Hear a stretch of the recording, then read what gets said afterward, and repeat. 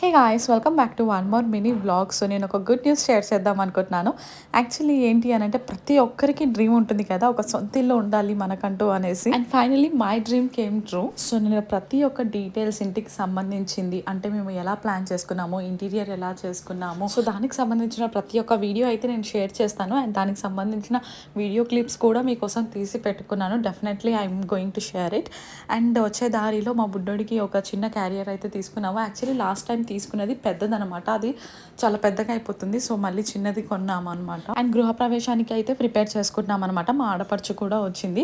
So actually only పాలు పొంగిస్తున్నాము. ఎందుకు అని అంటే మాకు చాలా లేట్గా తెలిసింది, ఈ ముహూర్తం అయిపోతే మళ్ళీ మూడాలు స్టార్ట్ అవుతాయి, ఒక 3 months వరకు లేవు ముహూర్తాలు అనేసి పంతులు వాళ్ళు చెప్పారనమాట.